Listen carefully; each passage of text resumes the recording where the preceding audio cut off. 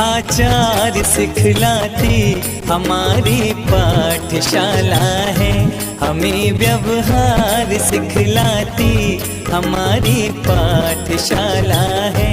हमें मंदिर बुलाती वह हमारी पाठशाला है। हमें मंदिर बुलाती वह हमारी पाठशाला है। प्रभु दर्शन दिलाती वह हमारी पाठशाला। ओम नमः सिद्धेभ्यः, ओम नमः सिद्धेभ्यः, ओम नमः सिद्धेभ्यः। देवादिदेव 1000 श्री आदिनाथ भगवान की जय। द्वादशांग जिनवाणी माता की जय। संत शिरोमणि आचार्य 108 विद्यासागर जी महाराज की जय। आचार्य श्री उदार सागर जी महाराज की जय। मुनि पुंगव गुरुवर 108 सुधा सागर जी महाराज की जय। समस्त मुनि संघ की जय। हम सभी लोग अरुणोदय भाग सेकेंड पुस्तक क्रमांक 4 का अध्ययन कर रहे हैं, जिसमें हमने 10 पाठ तक जान लिया था। 10 पाठ में हमने शिष्टाचार की नियमावली को सीखा था। अब हम पाठ 11 जैन प्रतीक चिन्ह क्या होते हैं उनके बारे में हम जानते हैं। ये जो चित्र बना हुआ है, ये चित्र 3 लोक का है, ऊर्ध्वलोक, मध्यलोक और अधोलोक। ये ही जैन प्रतीक चिन्ह कहलाता है।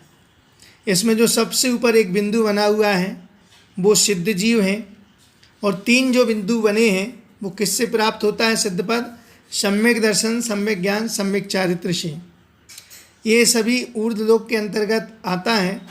ये जो स्वस्तिक बना हुआ है, 4 भुजाएं 4 गति के प्रतीक रूप में।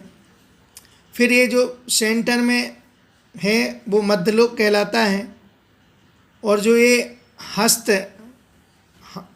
पंजा बना हुआ है ये अभय का प्रतीक माने भय से रहित के लिए होता है, और नीचे ये अधोलोक का प्रतीक माना जाता है। और ये 24 तीर्थंकरों द्वारा पीड़ित जैन धर्म जो अहिंसा लिखा हुआ है ये माना जाता है। और ये तत्वार्थ सूत्र का एक सूत्र है, परस्परोपग्रहो जीवानाम। परस्पर में एक दूसरों का उपकार करना जीवों का काम है। इस प्रकार ये प्रतीक चिन्ह है।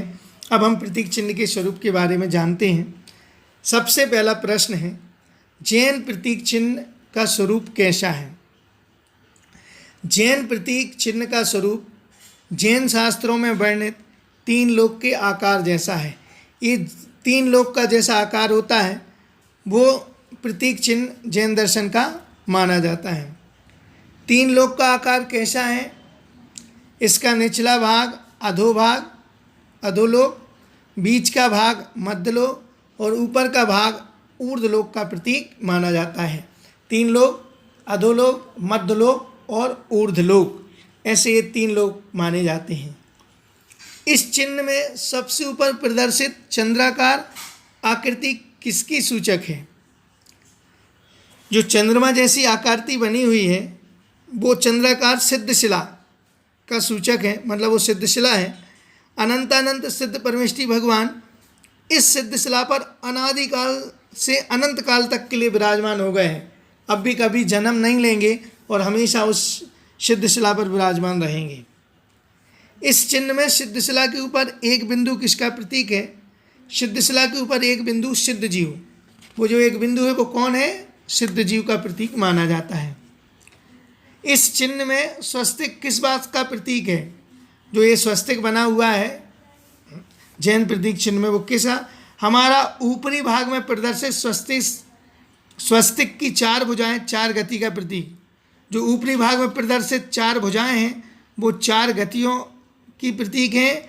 नरंग गति, त्रियंच गति, मनुष्य गति एवं देव गति। इन 4 गतियों का प्रतीक जो स्वस्तिक में 4 भुजाएं बनी हुई हैं वो इसका प्रतीक मानी जाती हैं। स्वस्तिक के ऊपर 3 बिंदु किस बात के सूचक हैं? स्वस्तिक के ऊपर 3 बिंदु जो प्रदर्शित हैं वो सम्यक दर्शन माने सच्ची श्रद्धा, सम्यक ज्ञान माने सच्चा ज्ञान और सम्यक चारित्र माने अच्छा आचरण को दर्शाते हैं और संदेश देते हैं कि सम्यक रत्नात्रय के बिना प्राणी मुक्ति को प्राप्त नहीं हो सकता।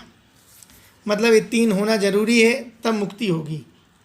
चिन्ह के निचले भाग में प्रदर्शित हाथ क्या सूचना देता है? चिन्ह के निचले भाग में प्रदर्शित हाथ अभय की सूचना देता है। अभय मतलब लोक के सभी जीवों के प्रति अहिंसा का भाव रखने का प्रतीक, भय से रहित, डर नहीं लगे, उसका प्रतीक माना जाता है।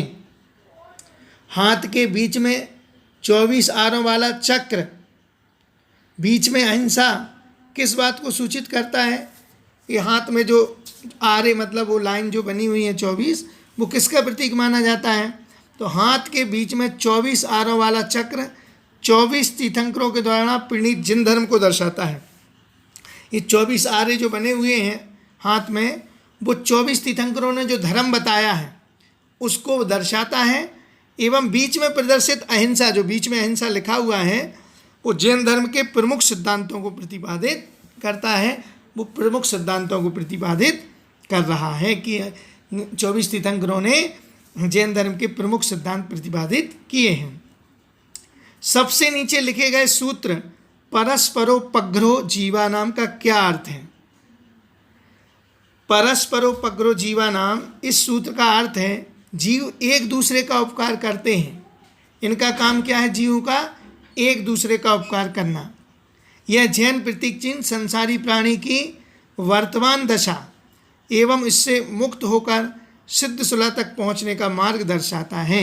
ये जो हमारा प्रतीक चिन्ह संसारी जीव की वर्तमान दशा से मुक्त, ये संसारी अवस्था जो अपनी बनी हुई है, इससे मुक्त होकर सिद्ध सुलह तक पहुंचने का हमें मार्ग दर्शाता है। इस जैन प्रतीक के चिन्ह का प्रयोग कहाँ कहाँ किया जाता है? अब ये जो चिन्ह आपने बताया है, जो ऊपर ये सब लक्षण बताए हैं, इसका हम कहाँ कहाँ प्रयोग करें? तो बोले आजकल लगभग सभी जैन पत्र पत्रिकाओं में वैवाहिक कार्ड, जो जैन पत्र पत्रिकाएँ होती उनमें जो विवाह के कार्ड होते उसमें, क्षमावाणी के जो कार्ड होते उसमें, दीपावली एवं जैन समाज से जुड़े किसी भी कार्यक्रम, चाहे जैन समाज से जुड़ा कुछ भी कार्यक्रम हो, कि पत्र पत्रिका में इस प्रतीक चिन्ह का प्रयोग किया जाता है। आजकल जब अपन गृह निर्माण करते हैं तो उसके सामने मार्बल की ध्वजा या टाइल्स पर ये प्रतीक चिन्ह लगाकर भी घर के बाहर लगाया जाता है, ताकि पहचाना जा सके ये जैन का घर है। इस पाठ से हमें क्या शिक्षा मिलती है? इस प्रतीक चिन्ह के कुछ गलत प्रयोग देखने में आए हैं जो अशुद्ध हैं, इसलिए इस पाठ से इस चिन्ह के मूल भाव को प्रदर्शित किया गया है। इसमें मूल चीज़ बताई गई है जिसको समझकर सही प्रयोग किया, जिसको हम जानें और इसका हम सही प्रयोग करें। इससे शिक्षा मिलती है कि हम संसार से मुक्त होकर सिद्ध शिलय को प्राप्त हों, सिद्धालय को प्राप्त हों, ये इससे शिक्षा मिलती है। शेष है कथन हम आगामी दिनों में करेंगे इसी बात में। द्वादशांग जिनवाणी माता की जय।